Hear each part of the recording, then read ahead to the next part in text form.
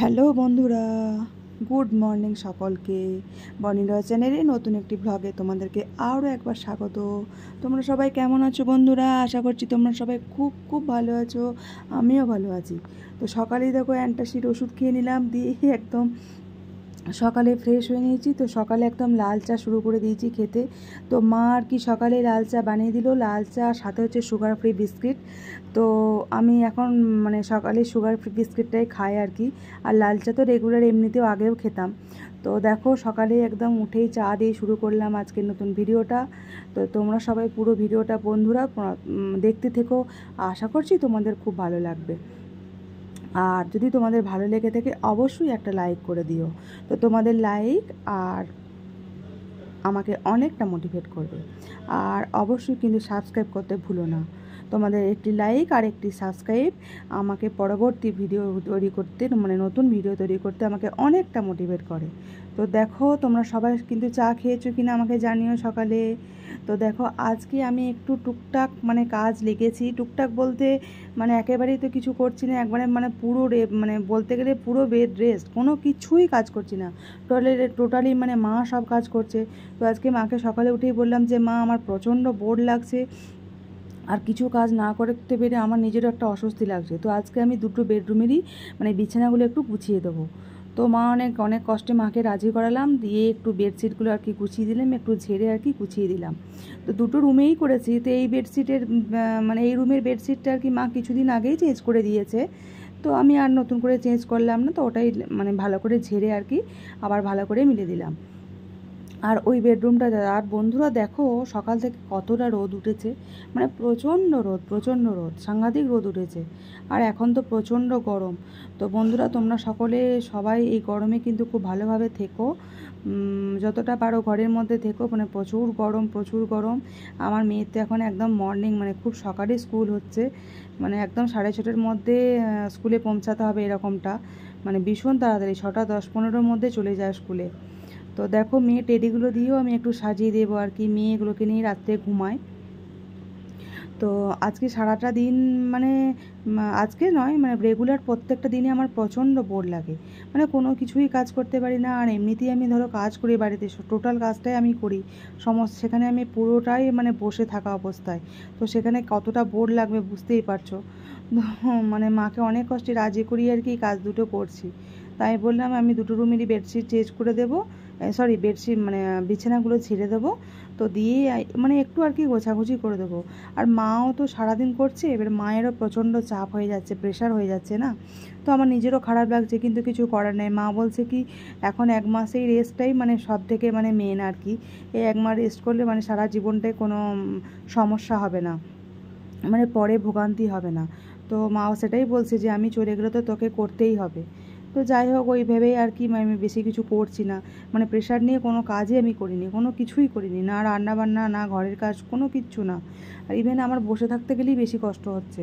এমনকি আমি মেয়েকে যখন পড়াতে বসছি মানে লেখালেখিও বিশেষ করতে পারছি না, জানো তো, মানে বসে লেখালেখিই করতে পারছি না, এরকমটা মানে খুব সমস্যা হচ্ছে।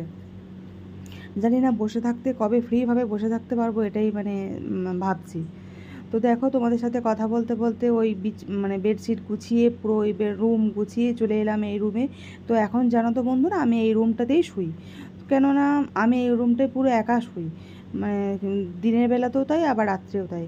কেননা ওই ঘরে শুই না, মেন কারণ হচ্ছে কারণ আমার বাই চান্স কোথাও লেগে টেগে যাবে পেটের মধ্যে, তখন ভয় লেগে যায়। আর মেয়ে থাকে তো, বাচ্চা মানুষ কোথাও তো রাত্রিবেলা ঘুমের ঘরে পাশ ফিরতে গেলো বা কিছু করতে গেলো, মানে লেগে গেল, ওই ভয়ে আমি আর কি একা শুই।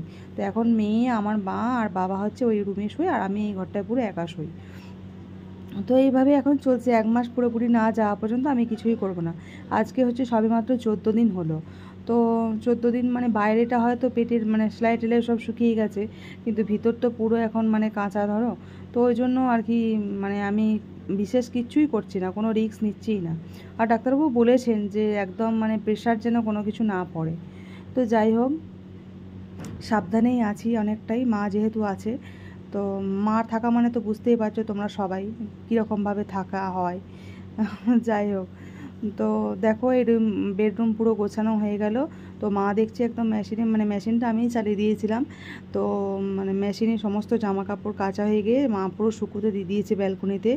তো দেখো কত রোদ উঠে গেছে এর মধ্যেই। এখন কিন্তু বেশি খুব একটা মানে টাইম হয়ে গেছে তা নয়, সবে মাত্র 9টা বাজছে তাতেই। আর সোফাটাও আমি আর কি গুছিয়ে নিলাম। তো সোফাটাও আর কি মানে বাবা এটা রেগুলার করে, সোফাটা গুছিয়ে দেয়। তো আজকে আমি বললাম ঠিক আছে আমিই করে দিচ্ছি, মানে বেশি নিচু হয়ে ঝুঁকে কাজ করাটা তো আমার চলবে না। তো ওই জন্য এখন আস্তে আস্তে একটু করে ঝুঁকার চেষ্টা করছি, মানে দেখছি পারি কি না বা আমার কষ্ট হচ্ছে কি না। খুব যে কষ্ট হচ্ছে তা নয়, শুধুমাত্র বসে থাকতে গেলেই বেশি কষ্ট হচ্ছে। তো আমি ওই জন্য নিচে খুব কমই বসছি। ডাক্তারবাবু নিচে এমনি বসতে এখন মানা করেছেন। তো যতটা পারছি আমি নিচে কম বসছি, ওপরেই মানে বিছানা সোফা চেয়ারে এরকমভাবে বসছি আর কি। তো দেখো সোফাটা ভালো করে পুরো ভালো করে পরিষ্কার করে একটু গুছিয়ে দিলাম। আর খাবার টেবিলটাও পুরো মুছে একদম ক্লিন করে নেব আর কি। মানে প্রতিদিন যেগুলো করতাম আর কি আজকে একটু একটু করে দিলাম। মা এগুলো সবই করছে। তো এখন ধরো সেইভাবে তো আমি ভিডিও করতে পারছি না, কেননা আমার এই শরীরের অবস্থা, মানে আমাকে কেউ ভিডিও করে দিতেও পারছে না, আর আমি নিজেও করতে পারছি না সেইভাবে। তো প্রথমেই তোমাদের কাছ থেকে একটা সরি চেয়ে নিচ্ছি, কেন কি আমি এই কদিন মানে একদম মানে ইরেগুলার হয়ে যাচ্ছে আমার ভিডিও দিতে। তো যাই হোক, তোমরা প্লিজ কিছুটা মনে করো না, তোমরা অবশ্যই আমার পাশে থেকো বন্ধুরা। তোমরা অবশ্যই আমার ভিডিও দেখবে, তাহলে আমার খুব ভালো লাগবে। আর ভালো করে, আর মানে ভালো খারাপ যাই হোক না কেন, মানে কমেন্টসে জানাবে, তো তাহলে আমার ভালো লাগবে আর কি। তো দেখো পুরো টেবিলও মানে গুছিয়ে নিলাম। মানে এখন কি হয় জানো তো বন্ধুরা, মানে এখন যখন মানে কাজ তো আমি করছিই না। তো এখন যদিও একটু দু একটা এই যেমন আজকে টুকটাক একটু একটু করছি, তো তাতেই যেন আমার মনে হচ্ছে আমার প্রচুর ক্লান্ত লাগছে এরকমটা। মানে একটু মানে হাঁটাহাঁটি মানে একটু করলেই তখন মনে হচ্ছে না আমার শরীর পুরো ক্লান্ত লাগছে, উইক লাগছে। তো সাথে সাথে আমি শুয়ে পড়ছি এরকমটা। আর এখন এত দুর্বল লাগছে, মানে যখন শুচ্ছি না কেন তখনই ঘুমিয়ে যাচ্ছে এরকমটা, জানো তো। তো তো এরকম মা বলছে এরকমটা হয় আর কি, যেহেতু সবে মাত্র তো এই কটা দিন, তো এরকমটা এখন হবে। 1 মাস না গেলে মানে আর কি পুরোপুরি ঠিক হবে না। বাইরে থেকে দেখে হয়তো মনে হচ্ছে ঠিক হয়ে গেছে, কিন্তু ভিতরটা মানে এখন অনেকটাই ঠিক হতে টাইম লাগবে। তো দেখো টিভিটা একটু মুছে দিলাম আর কি, টিভির এই সামনেরগুলো একটু মুছে, টিভির পিছনটা অবশ্য তোমাদের দাদাভাই দুদিন আগেই ভালো করে গুছিয়ে মানে মুছে দিয়ে গেছে ভালো করে। তো আমি তাও একটু উপরে উপরে যেগুলো আর কি করা, ডিপ ক্লিন এখনও কিছুই করিনি, আমি করতে পারিনি। তো মা যেটুকু করার আর কি করছে, তারপর ধরো রান্নাবান্না মেয়েকে রেডি করা সবটাই আছে, তো করছে, কিছু করার তো নেই। আসলে আমি মানে আমার নিজের বোর লাগছে, মানে আর মা একা হাতে সবটা করছে, তো সেটা দেখেও আমার মানে কেমন যেন একটা লাগছে, অস্বস্তি লাগছে যে সারাক্ষণ একা একাই সব কাজ করছে। তো দেখো তারপর আর কি আমি পুরো স্নান টান করে নিয়েছিলাম, করে পুরো ফ্রেশ হয়ে নিয়েছি। আর মা দেখতে পেয়েছো এত এত ফল কেটে আমাকে রেডি করে দিয়েছে। তো এখন আর কি ডাক্তারবাবু ফল খেতে বলেছেন এখানে অনেক। তো ফল খাওয়াটা নাকি এখন শরীরের পক্ষে খুব ভালো। তো আমি আর কি মানে এতগুলো ফল তো খেতেই পারবো না, মা তো অনেক মানে দিয়ে দিয়েছে। তো যাই হোক আমি অল্প একটু খেয়েছি। তো বন্ধুরা আজকে এইটুকুনি আমি ভিডিও করলাম আর কি। তোমরা প্লিজ অবশ্যই বন্ধুরা লাইক করো আর সাবস্ক্রাইব করতে কিন্তু অবশ্যই ভুলো না। তো আজকের মতো ভিডিওটা এইটুকুনি করব। নেক্সট কোনো তোমাদের সাথে নতুন কোনো ভিডিওতে আবার দেখা হবে বন্ধুরা।